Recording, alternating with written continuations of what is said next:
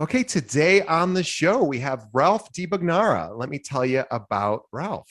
Now, Ralph is a Brooklyn native, and he's also the president of Home Qualified, which is a digital resource for buyers, sellers, and real estate agents, as well as also being the vice president of Cardinal Financial, which is a national mortgage loan company behind 28 billion of closed loans. Now, Ralph is a recognized real estate and mortgage expert. He has over 20 years of industry experience, specifically working with the millennial demographic. Now, prior to being at Home Qualified, Ralph served as vice president of retail sales at Residential Home Funding, RHF, where he established the Consumer Direct Division, which was created to service RHF customers' needs through a variety of affiliate programs that offer special values and discounts based around someone's profession or association.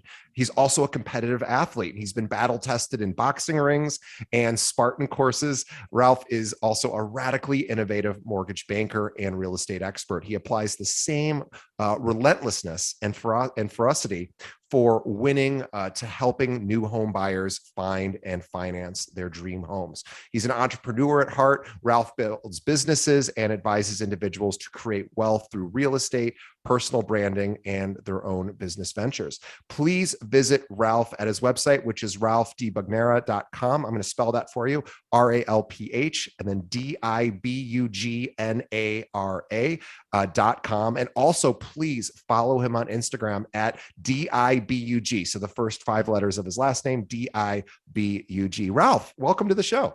Thanks. I really appreciate having me. It's a great intro. Thank you. We're excited to have you as well. I know you have a lot of experience in this industry from an investor perspective, from a financing perspective, and also I definitely would love to hear about the athlete part of you, and also learning if there are habits and disciplines that you have, that you would have to be competing at the level you are physically, and if that translates over into the business world. But I would love to go all the way back to the beginning and really learn about how you got into real estate in the first place, if you don't mind sharing. Sure. Yeah. I think my story is like a lot of people. I got in a little bit by accident and a little bit by, so in 2001, I had graduated college, kind of because I had to, not because I wanted to. I just kind of made it through with a finance degree, but I wasn't really thrilled about being in school. I think the last day I ever showed up at my college was my last class.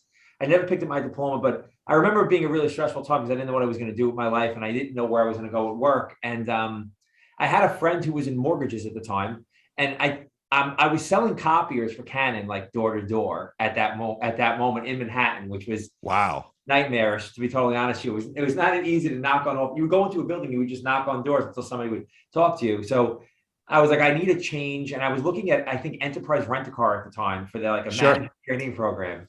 And my friend was like, hey, I'm in mortgages. I'm doing really, really well. It's a new startup company. They're going to go public. I can get you to the sales training program. It's a month training and they put you on the phone. You didn't have to be licensed at that time.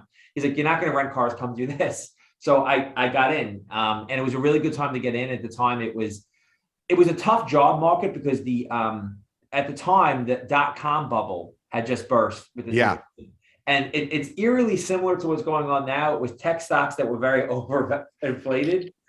So can I pause for a second? I have a great, I don't know how many of our listeners were around back then, but I just want to mention, this is such a funny thing. I have a letter so I had graduated college in 99. So we're about, the same there. And so in 1999, the tech bubble had not yet burst. Right. And so my friend who was taking over or becoming an apprentice to his father's financial advisory business. And anyway, sent me a letter because I said, I did my first job out of college. I was like, I should probably put some money into some outside of my 401k, maybe just a few bucks, a month into some sort of investment strategy. And he goes, I have this letter he sent me. This is back when we wrote letters. And he said, I have these great tech stocks. Last year, they were tech mutual funds. And he goes, last year, they were up like 87%. And so I kept the letter because obviously the next year it all went away.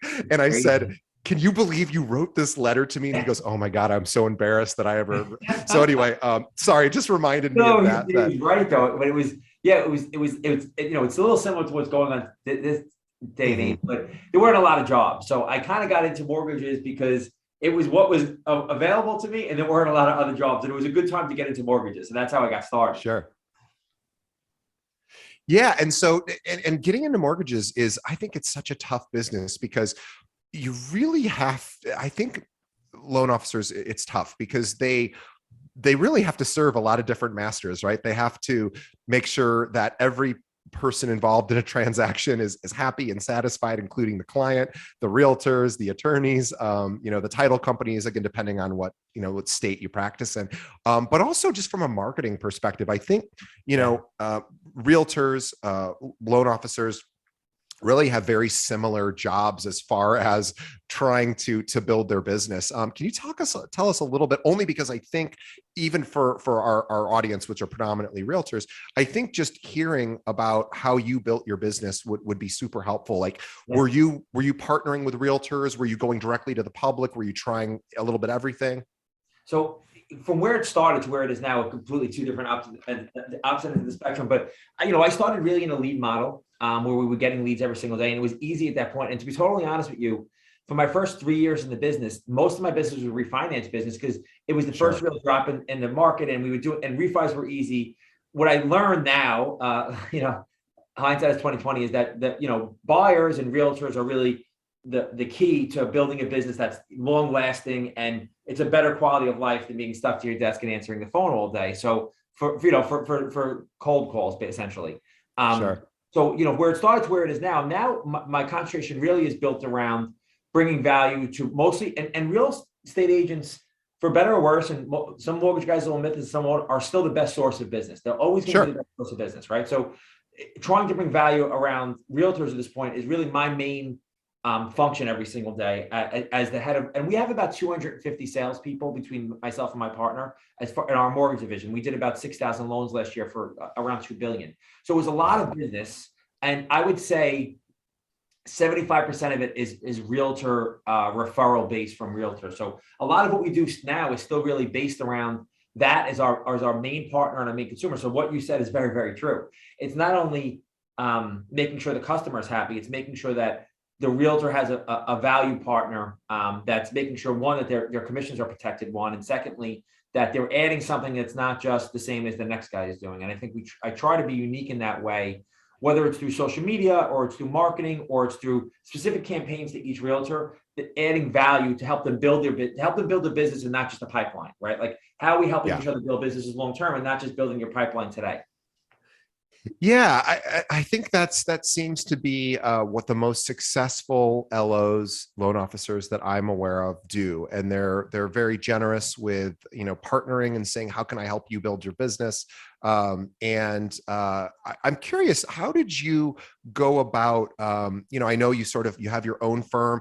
How did you go about making the transition from being sort of a worker bee and being on the front lines to saying, okay, I want to manage, a whole team here and kind of build it up? Obviously that's a very challenging thing to do. It's a super competitive landscape.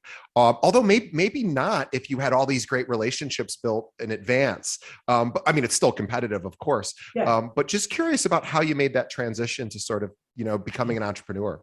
So it kind of went up and then down and then up again. So from 01 to 07, I was a loan officer for a couple of years, and I was promoted to an assistant vice president at a company that eventually became Deutsche Bank, acquired a pretty big, large company, and then they got rid of us in 2007. So when they got rid of us in 2007, I was this manager who really only knew people within my company, which was my first mistake, because I hadn't really built a network outside of my company. So when I lost my job, everybody else lost their job. So it was a rough 3 or 4 years for me. Besides losing everything, I was really starting over. And what I went back to being was a loan officer again. So I went from being this person who was running a very, very large group to the only thing I could really earn money at the time was being a loan officer again. And it took a little bit of a year of my getting humbled by the market for me to go back to doing that again. I was trying to avoid it at all costs, which I was telling the young people in my office yesterday, actually, in hindsight being 2020 again, was that was stupid, because somebody who's a direct salesperson, whether you're a realtor or a loan officer, you can have a network that's yours that you own forever. And the truth of the matter, if I stayed a loan officer throughout that market crash and all that stuff, I would have been much more insulated from suffering than I was as a person in management, because I would have had these relationships that were mine, and people still have to close on loans. So there's always business there. So when I started to rebuild it again in 2008 and then 9 and 10, when I realized that I had to get out and I really started trying to tackle relationships. And around 13 or 14, I started putting myself out front through social media and outlets like that to generate more value around myself. So even today, what I really lead with to run a group of people, and you'll definitely understand that because you have 700 realtors, 800 realtors, is I have to provide some kind of value to them that they're not getting someplace else. And my value always starts with relationships. So it's my relationships that help me get business from realtors. It's my relationships that help me grow the people around me on social media through getting them more exposure. So I really try to lead with that value proposition. I'm the person that you can be in business with, and I see myself as a partner, even for the people that are underneath me. Like, they have to get something out of the relationship, just like I have to. And how can I help you grow your business? And I really do that through a lot of people coming to me to give me the business, and then me dispersing it to other people. So that's really the black and white of what's helped me grow the business. Is it always starts directly with our direct consumers and our direct referral sources. And I try to every day continue to grow those, no matter where I am in my business. I try to grow those every single day.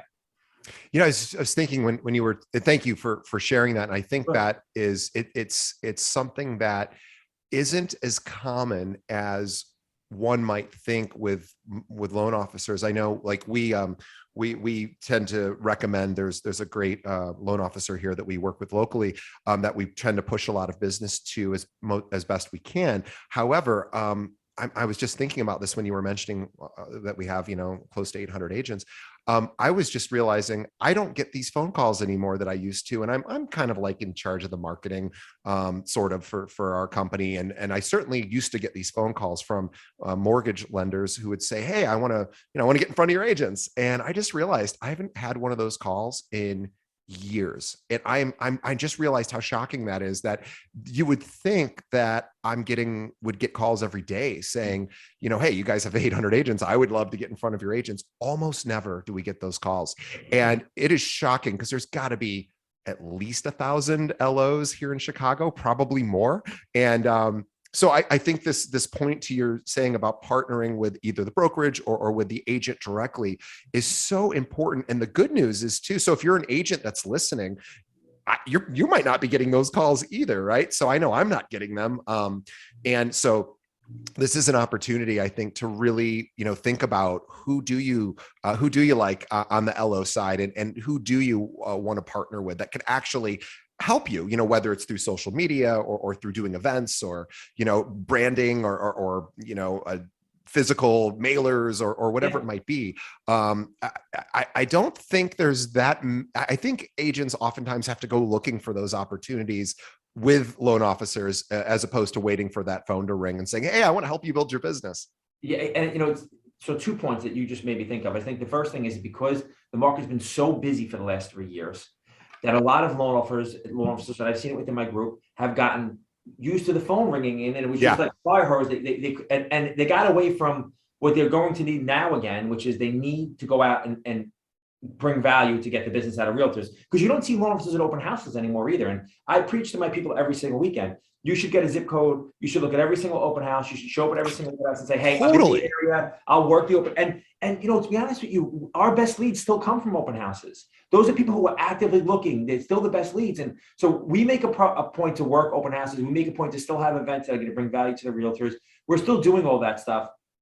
I think that's where the mortgage people have gotten away from. And you'll see it come back because now they need it again. But when they didn't need it, they didn't have the foresight to say, hey, I still have to be adding referral partners every single month to make sure, because you may have an agent, and again, you'll understand this because you have 800 agents. You'll have an agent you get one deal a year from, but it's a valuable deal because if you have enough of those people, it makes sense for you as a loan officer. So I think people just got away from the things that were working because it was so easy to do business.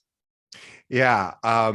It's funny. I was thinking back when you started too, that was kind of the era of incredibly low rates, interest only loans. Yes.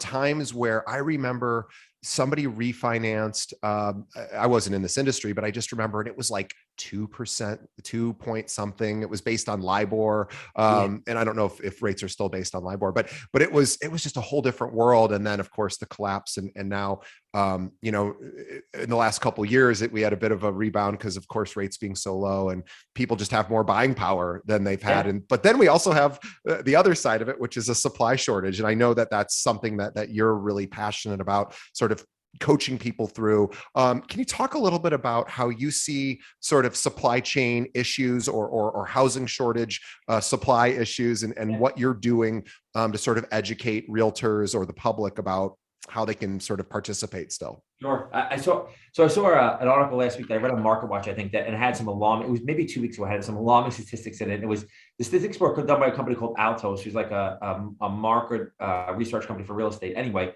there's only 274,000 homes listed in the whole entire country right now. The country. So, and a healthy average nationally is somewhere between 800,000 and 1 million. So we're about 600,000 homes short of a healthy average, which means it's the same reason there's not going to be a real estate crash again, though. Definitely not now, because we're so short on supply and so high on demand, and that shortage. You know, you're from Chicago. You're around that area, right? I'm from New York City. They're not building. We can't build here, right? Like, so it's like, you know, so some of these markets you're not going to be able to address that shortage with building. So that's the first thing. So I think you're going to have a very, very low supply for the foreseeable future. I think to deal with that as a buyer, there's two things I would look at it as. The first thing is that the other thing you're going to start reading, and everybody's reading now already, is that rent had the largest raise last year that it had in forever. And I think some cities were between 20 and 30% higher in rents, right? Fixing in your mortgage costs right now, it's worth going through the pain of bidding wars and overpaying a little bit and all that stuff, because just being able to fix your mortgage cost right now, you're locking in value for years to come in a market. Yeah. So I think, you know, you see all these Wall Street firms, BlackRock and all these big Wall Street firms are buying single family homes in bulk right now. They're doing that, in my opinion, because they see a single family rental market that's going to continue to increase. They know there's a lot of value there. So if you need to be on the same train, I think, as a buyer, to buy now and lock in your home cost. For the most part, 90% of it will be locked in besides your taxes and insurance. So you're not affected by the market for the next 20 to 30 years, right? Like, so I think it's very, very important right now to deal with the pressure of being in a market with low supply, to lock in that cost. I bought my first condo in 2005, and I can't remember what my rate was. It might have been the high 3s or low 4s. I don't remember. It was a million years ago. But I was pretty happy with whatever it was. I was like, hey, this is pretty low. And then I just bought a place about a year ago, and I have like a 2.9 something. I think a 2.90 or something. And I'm just like, I get that for the next 30 years. Like, and even though now rates have increased in anticipation of the Fed, you know, maybe mid 3s, high 3s, even depending on credit and everything, that's still amazing. Like, that's still absolutely incredible. And you're right. It's actually worth all of the headache, because you're basically a hero as an agent to a home buyer. If, number one, you can find them a place and get their deal approved, but locking them in at that kind of a rate. I mean, it's so funny. We're seeing all this news about rates are going up. And it's like, well, yeah, except they were at almost historic lows. And so it's like, it's still really attractive. And you're right. You're going to be locking someone in. And I think the education piece is really important too, to buyers, really making sure they understand we are in a really fortunate time rate wise. And this is the time to really consider pulling the trigger if possible, because boy, yeah, you're going to overpay, but you're going to lock in a real nice rate for the rest of your, probably adult life. You hit it on the head. I mean, that's why it's worth, and I think that's what people get frustrated. And, I was saying yesterday, I was like, I know as a buyer, it's very, very frustrating to get outbid all the time and you're waiting online to get open houses, but it doesn't feel like this, but you're getting an education, right? That house that you didn't get gives you a better idea of where the market is, where the price has to be, how quick of a decision you have to make, and what you really need, what you really have to have, right? Because you're going to compromise in some way, shape, or form. So I think that losing all these houses is actually the best education you can get to make you a more schooled buyer and shopper when you're going to look. But it doesn't feel like that a lot of times, because it's even for me, I'm very active in buying in the market, and I know all the secrets, and it's hard for me a lot of the time. So I can imagine how frustrated people have gotten. Have you just out of curiosity, for your own investments, are you doing anything more creative than maybe you had in previous years to try to either get offers noticed or just to find sellers? I know on the investor side, there's almost an art and a science to Yeah. all sorts of different ways in which you can sort of find opportunities that aren't on the MLS or and I'm not asking for of course your secret sauce, but I'm just curious if you've had to get a bit more creative because of the supply shortage, just trying to find these opportunities or these sellers. Yeah, I mean, I think, from my side, to be totally honest, I wish I was better at getting stuff at discounts, but I'm not getting stuff at discounts right now. Like, for the most part, I'm paying, but what I am doing is I'm going in with a very, very strong case that I'm the buyer they want. So I show up with what I call it a TBD commitment letter. So it's a to be determined address, but everything else on the commitment letter is been done already. So I've actually been, my case has been in front of an underwriter. They've looked at my income. They looked at my assets. I'm qualified to get the loan. So it's not a pre-approval. I'm showing up with and lenders do this. We do it as a company at Cardinal, and a lot of lenders do this. I show up with an actual commitment letter, which is really as good as cash. It's like, hey, Yeah, I'm for sure. all I need is appraisal, title, and homeowners insurance, and we will be good to go. So I'm showing up that way. As far as the appraisal and inspection contingencies go, because I know that's become a hot thing to waive that. I'm not waiving them, but if it's a competitive property, I'm telling the seller that I'm going to do them still, and I reserve the right to back out of the deal, but I'm not going to hold you to anything that I find. So at least I said, hey, you're not going to have to do any work. I'm not going to try to negotiate the price, but I'm going to do it for my own informational purposes, and I reserve the right to back out of the deal. So I'm kind of being a little bit aggressive on that end, and I will even waive an appraisal contingency, because as long as I have a mortgage contingency, which says that if I cannot get qualified for a mortgage, that I can get my deposit back, that I will waive the appraisal contingency, because I know that I still have a backup at the mortgage contingency. So I think I got to be as creative as I can, making the offer look as attractive as possible when I go in, because at least that I'm in the game. And the other thing, and this goes to you, and you could probably speak to this even better than I can, is that I've learned more than ever, it's important to work with a realtor who's very, very familiar with the area I'm looking in, and knows the other agents in the area. Because I found that when I've used agents that are outside of the areas that I'm buying in, or don't know everybody, that I'm not getting bids. You really have to have an insider, depending on where you're looking, I feel like, to get the property. So agents that know their market and know the people in their market are super valuable right now. And I think it's a huge, thank you for saying that. I think that's a really important thing that isn't talked about as much on our show. And it's really important because those relationships are, I know, look, especially in these competitive bidding environments where the listing agent might have 20 plus offers, and it probably just becomes dizzying after a while. But when they see a familiar name and they're like, oh, I know that person, that's a great agent, and I know that agent isn't bringing me a garbage client. This is probably because that agent's going to make sure that it isn't written by a lending institution that isn't reputable or can't close, or the ones that they know are quality.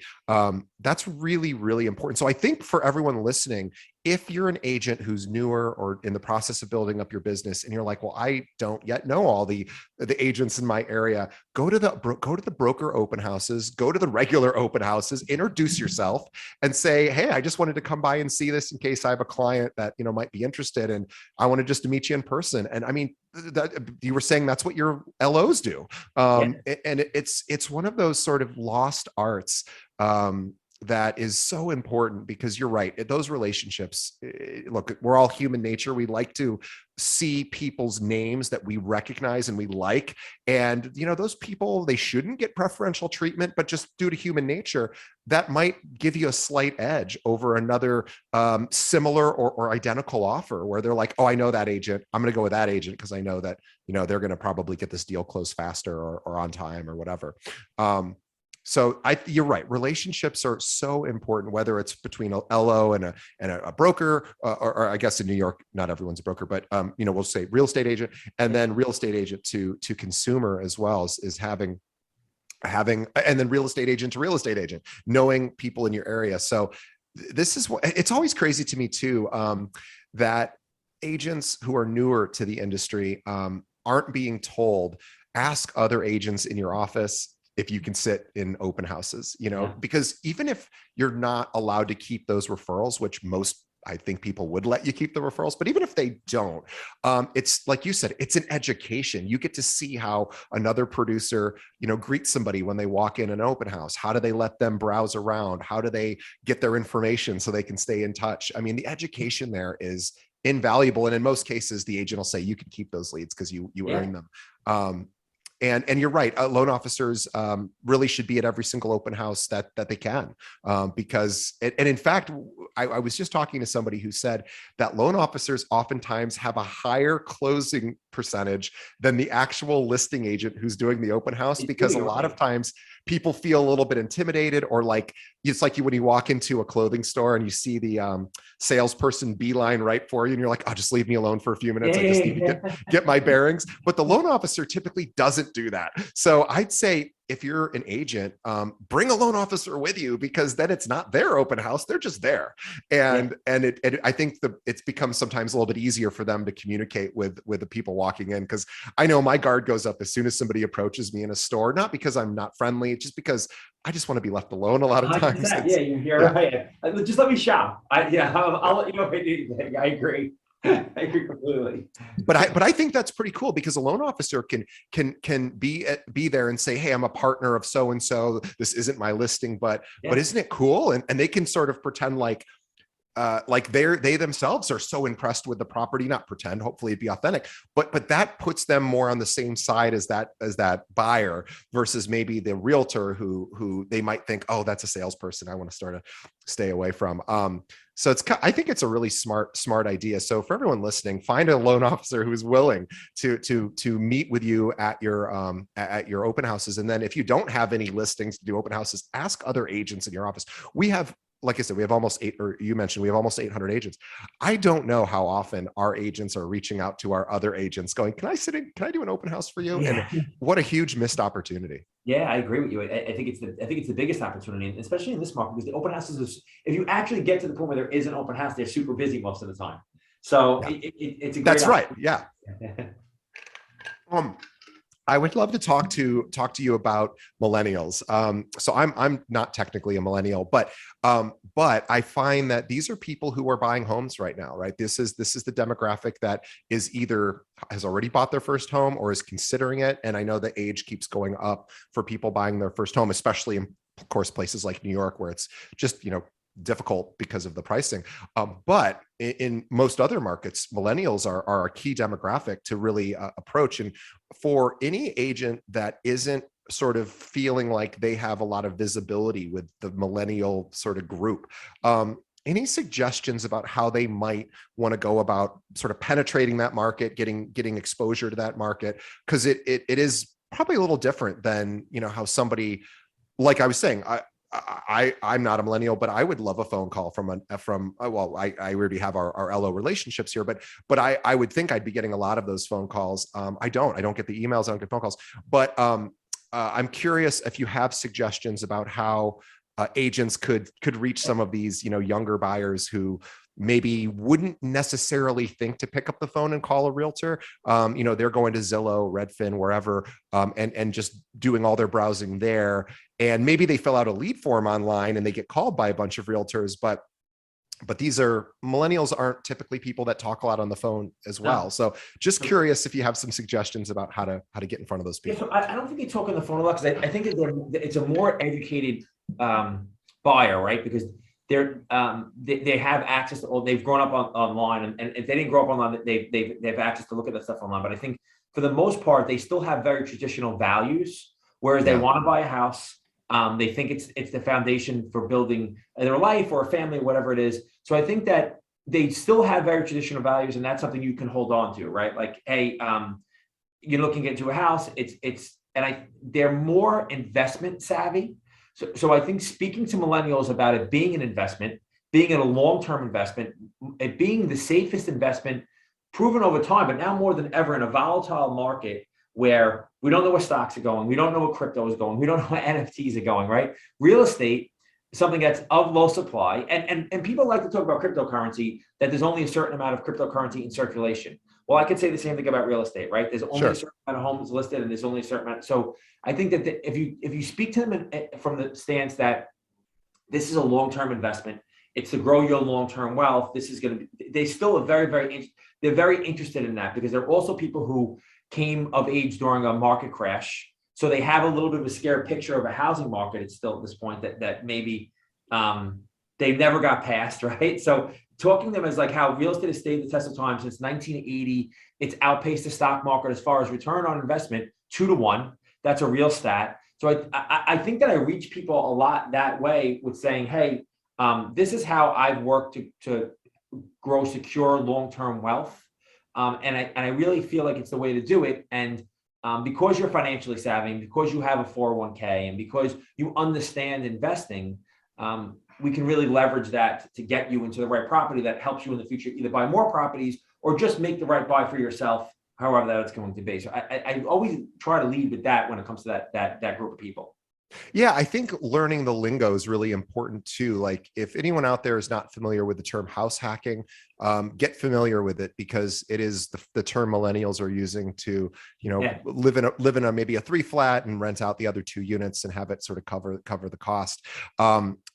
And if that's something that you're like, I don't really understand the investor world, I think Ralph is absolutely right. You're going to be missing out on business, because you're right. The millennial and younger generations, they've been online essentially their whole lives.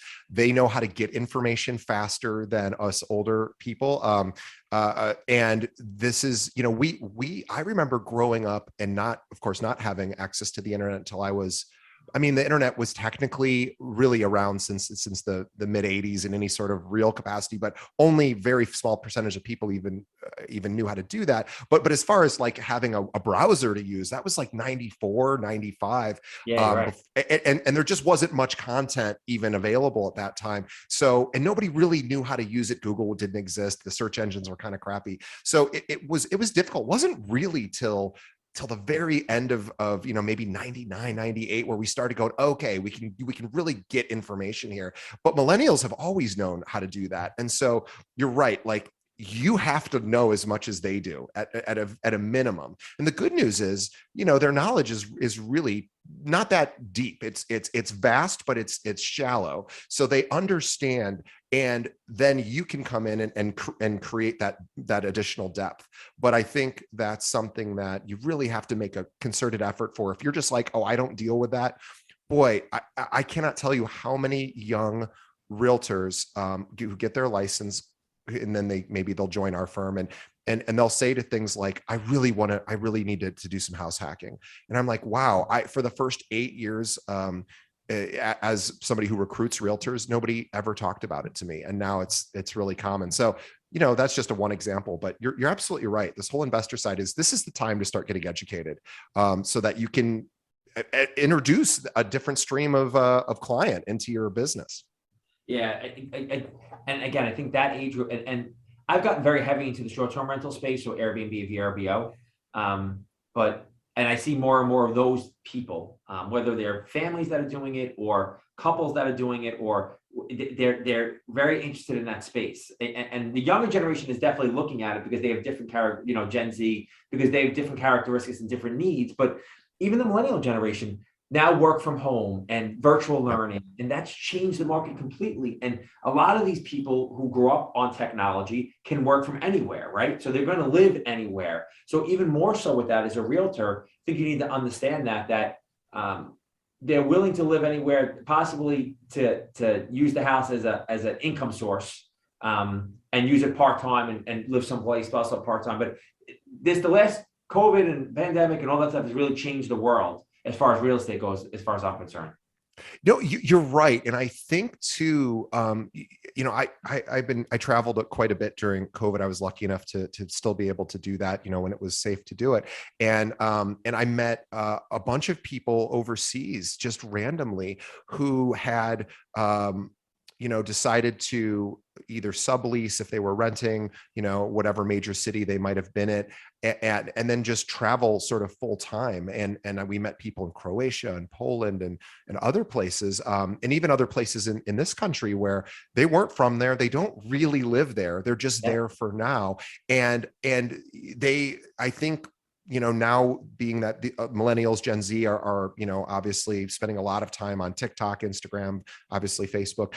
They're just seeing a lot of other opportunity of places to be. And now that their jobs don't chain them to a particular desk, you have this opportunity to explain to them, hey, you can travel around and maybe you'll even just rent wherever you go if you're just sort of going from city to city, but let's get you some sort of permanent investment here in your home area where that's going to be generating revenue, or at least, giving you some nice tax advantages while you, sort of find yourself, all over the country or internationally. And I think, again, that's just such a cool idea to bring to a millennial or a Gen Z or anyone really, is to say like, hey, are you planning on staying here?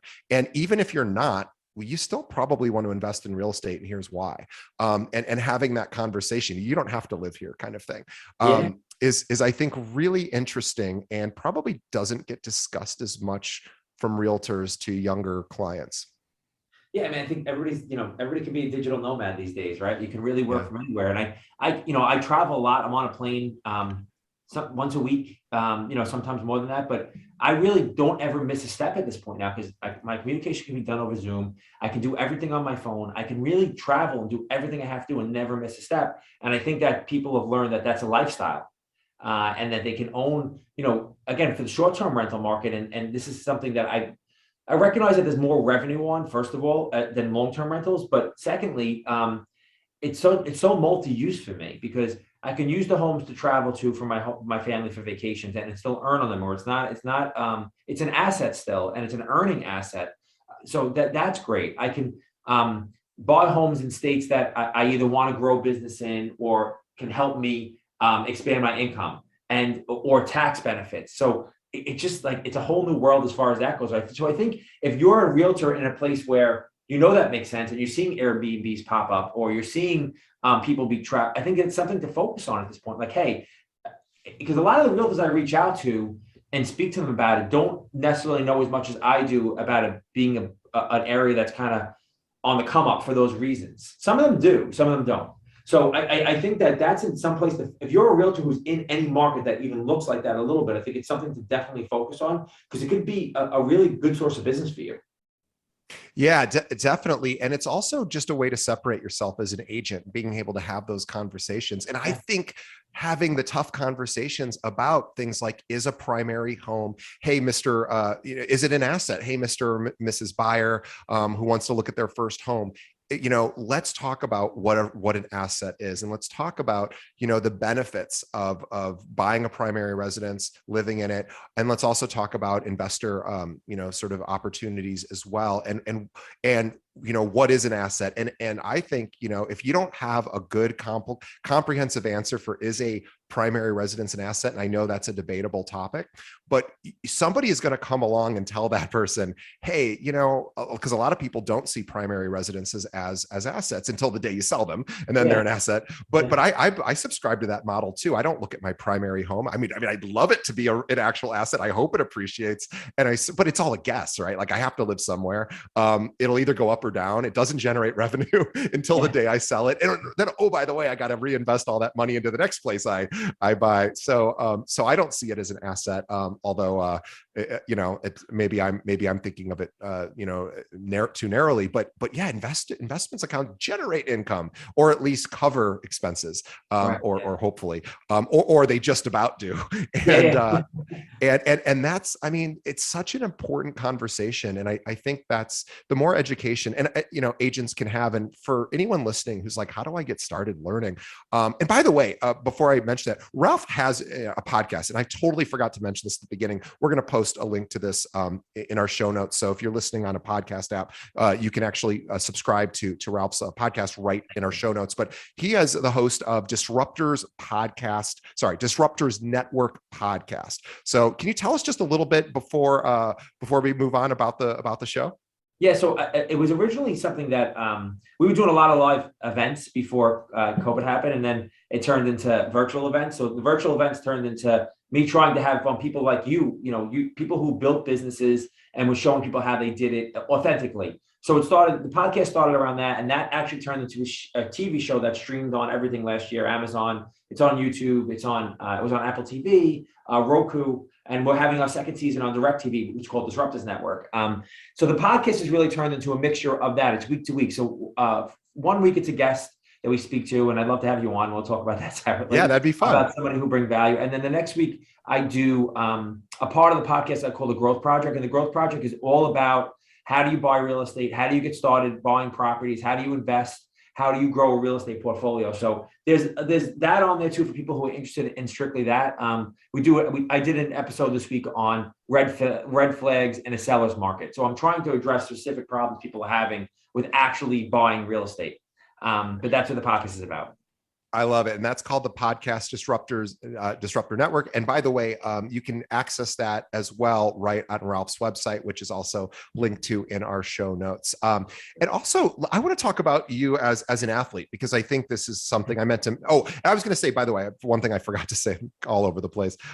If you wanted to start to learn about investments, Bigger Pockets is really the place Right. Yes. that you need to be aware of as an agent, because it's the place where the it's the number one spot that investors go to learn.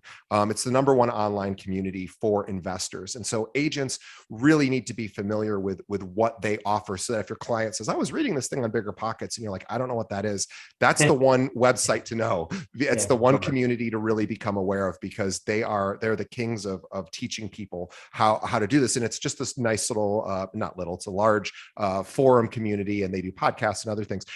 So definitely start at Bigger Pockets, check out Ralph's podcast and TV show as well. But I would love to talk about your sort of athletic career. Tell us a little bit about, what that means to you and what you do there. I think I played sports growing up. I was always really an athlete.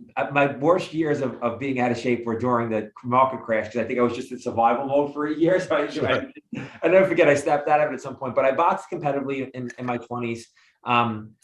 Amateur stuff, I never turned pro, but, Golden Gloves and stuff like that. And then I got into my 30s and started running races. And I got into these Spartan races, which were obstacle races. And I found that I was a pretty decent runner, which I didn't realize until that point. And I was ranked pretty high. They have a pro circuit, and I was ranked at least in the top 50 for like 4 or 5 years running. And I was top 15 in 2017, I think. So I haven't run since COVID, but I'll probably pick it up again. But I think that in general for me is, I'm really a morning person. Naturally, it's not a forced thing. And I think that everybody has their own energy when it comes to that. And I don't think mornings is for everybody. I think some people are better at night. Some people are better, I'm just good in the mornings. So I really need exercise early in the day to kind of center me, or I'm all over the place. So I've always used fitness as a way to kind of keep me sharp. And that's what the competitions were about. And I always kind of need something to train for. But what I've realized over life now is that I don't need the competitions to necessarily train for that. I need to continue to be better and train for life, right? So I think my whole role for that at this point now is I want to do everything on a very, very high level, even that, but just to be healthy. I get up every single day and do it. And I still train like I'm running races, even though I'm not running races anymore. So, it's interesting. I just before this podcast, I work out just 3 times a week, and I did it right before coming on the show today. So I do it, for me, it's in the middle of the day, just because if it's a nice break, I'm lucky enough to be able to do that. And it's just a few blocks from my office. So very easy to get to. But for me, I've always had the gym nearby, and I wasn't doing it for years and years. I play tennis, and it's a tennis club as well, but I wasn't really working out. I was just playing tennis. And I had to realize that, I guess I'm 46 now. So I think I was, about 44 when I said, I think I have to get a trainer. And that was really depressing to me, because I thought, gosh, I just can't get to the gym on my own. And the reality of it is I can't get to the gym on my own. I don't do it. And so I thought, okay, well, it's an expensive problem to have, because then you have to hire a trainer. But I was thinking about it too, like athletes have coaches, right? And And certainly, I mean, look, just about every, not every agent I've ever interviewed on the show, but a lot of them have coaches as well who are big, massive producers. So this is also a great sort of thing to think about in your business is, do you have a coach? Whether it's, for your physical body or for your business. I think for the very least, you should have one for your business. But what I was going to say about getting in shape, and I have a similar goals to you, which is I just want to be healthy. I don't really care how much. Today was lower body day, which is my least favorite of all the days. So I don't really care how much I deadlift or squat or whatever. In fact, we change up exercises all the time. So I don't even know what I'm really supposed to, look for as far as, my trainer figures all that out. But it has really changed the amount of energy I have. And of course, we all sort of know that, but I didn't know it until I actually did it. And then I went, well, I hate every moment of it because it's just pain and it's hard and I'm kind of a baby about it. But if I just show up and do the work, I have more energy for my business. And so, and I mean, that's like, of course, that's like basic health 101, but boy, is it made a huge difference. All the pain that I experienced in the gym today was a particularly painful day. Ultimately, it's just even just good for stress. And so, but yeah, it's really important. I really encourage everyone out there. We all talk about wellness and everyone knows, I should work out. And I must've been saying that for the last 20 years. And then I finally just said, I'm not going to do this unless I get a trainer. And even though it's crazy expensive, it was one of the best decisions I've ever made. And it also pushes me to earn a slightly higher income so I can keep paying for that. So I encourage everyone to really think about their physical body and also realtors, loan officers as well, it's tough to set boundaries when you're dealing with somebody's primary home and it's one of the largest investments they maybe the largest investment they'll ever make, or certainly up there, and they're going to be really stressed. The client's going to be stressed, the agent's going to be stressed. There's always a wrinkle, there's always something that goes wrong in a transaction at some point, and the best thing you can do as the agent is have an outlet for that stress. So I imagine, is that helpful for you as well? Does that help get rid of some of your anxiety? So much. Yeah. I mean, I think that's how I work with a lot. I think that's how I'm able to deal with the amount of stress that comes with the job, right? Like that really puts me, and, you said something about a trainer, but I think what you said is really, really important. I have accountability partners and some of it's fitness related and some of it's, I set accountability traps for myself, right? So like I wear a Fitbit every single day to track my steps because it just keeps me accountable to know I have to move a certain amount every single day. And I have a goal in there that I'm supposed to cross every single day. And when I don't cross it, I'm aware of it. I have a sleep tracker, and I use that because I know I need at least 6 hours of sleep. That's kind of like my sweet spot. So at the end of the week, I get my report, and it's like, my sleep was no good last week. I have to get myself to. So I have little reminders to keep myself accountable. Because I know if I do those little tiny things and I keep myself accountable to those little tiny things, that I'm a much better person and it helps my earning potential and everything else. And it just makes me feel better. And I have an 8 and a 6-year-old and a lot of my time goes to them at this point now, but more than anything, I want to have the energy to, when I get home, to give them as much attention as I'm giving everybody else during the day. Yeah, I struggle with that a little bit myself, and I'm sure a lot of our audience can listen. And just so people know, I really have a more traditional 9-to-5 type job. So I'm not out there producing like our audience is, or your salespeople, your company are. And again, I get to sort of, for the most part, sort of shut down around 5, 6, maybe 7 o'clock at latest. And I don't have to do much in the evening, but realtors oftentimes do, and loan officers do. And, they're constantly, people are working during the day. And so their clients are messaging them at night and they're getting emails and texts and trying to figure out those boundaries is not always the easiest thing, but you're right. Like I'll come home and I will have blown all my energy during the day. And then I don't really have as much energy for my partner, my girlfriend, as I should. And so it's a constant sort of dance of like, how much, but I would have a lot less energy if I didn't work out. And now I'm at the point where it's like, okay, now I have to lose a few pounds. My strength is way up, but my fat is way up as well. So now it's like, that I have to stop snacking, and there's always little tweaks to make to the formula. But the physical side of it is, the better in shape you are, you're probably just going to have a better career. It's really that simple. And you're going to have more energy for the people that you love in your life, like your family. And because this job is exhausting. It's an exhausting, not my job, but realtor, job and LO jobs are it's tough. You're dealing with people's emotions and a lot of money and No, a lot of stress. And Yeah. it's a runaway train sometimes because you don't know how your day's going to go, depending on, there's a lot of moving parts. So yeah, for sure, you need the stress reliever. Well, Ralph, I really appreciate you being on our show. This was a lot of fun for us. We really had a great conversation with you. I want to remind everyone to please check out Ralph at his website. Everything that he is involved in is right on his site. A site that's Ralph DiBugnara at .com, and that's RalphDiBugnara.com. Also, that's in our show notes. And check out his podcast, the Disruptors Network. You can find it anywhere podcasts are served. Just do a search for Disruptors Network, and you'll find it. And then also, what's the best way that is for them to find your show as well? Is that's also on your website, I assume? It's on my website, and my Instagram kind of has everything in it. That's at Debug, and I still answer all my messages there. So if you have any questions about this or real estate or short-term rental buying or anything like that, that's a good place to get me. I answer everything over there. And it's really funny. Right before we started, I had one of our newer agents. He had just passed his licensing exam and decided to join our firm. So this is just really kind of interesting timing. Literally right before we got on the air, he came in and he goes, "Hey, I have a problem. I have a 2-flat. And this is in Chicago, and I need to get approval from the city to be able to do short-term rentals." And he said, I got denied, or this property got denied. And I had to go to the alderman, and I had to, try to, get things. He's like, I really don't know what to do now.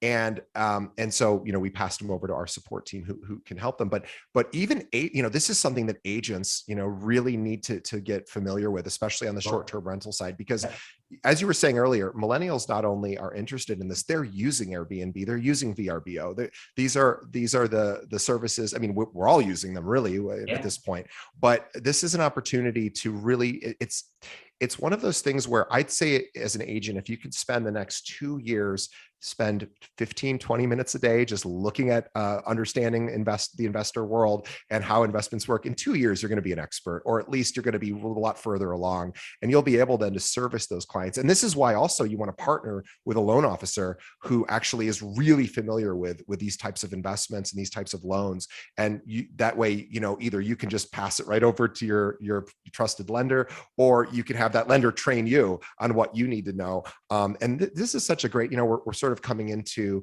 I know the market's picking up because it's after Super Bowl now and everything's kind of gaining steam. And the rental season is upon us as well. And that's huge. But I think, just carve out 10, 15, 20 minutes a day to master this or learn this. And within a few years, you're going to be leaps and bounds above 99% of the other realtors out there. Agreed. Yeah, no, I 100% agree with you. I think it's a great space. I think it's the next thing, for sure. So it's something that I'm heavy on right now. Well, I want everyone to check out Ralph's podcast, which is called the Disruptors Network. We have a link to it in the show notes, or just search for it. Or you can access it right on his website, RalphDiBugnara.com.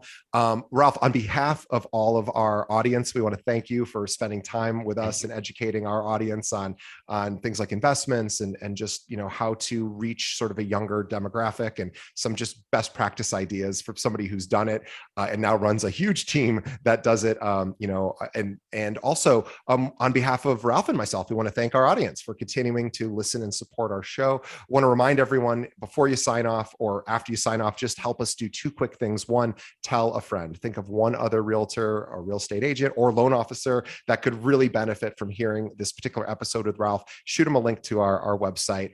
If they're not a podcast person, you can find us right at keepingitrealpod.com. Again, keepingitrealpod.com. Every episode we've ever done is there.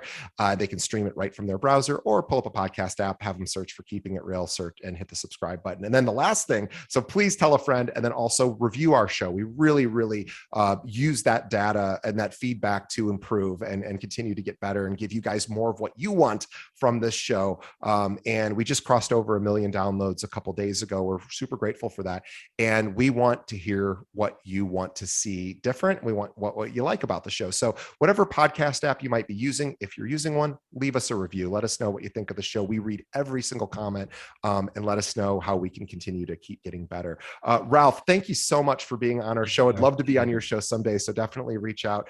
And for everyone else, Ralph, we thank you, and we'll see everyone on the next episode.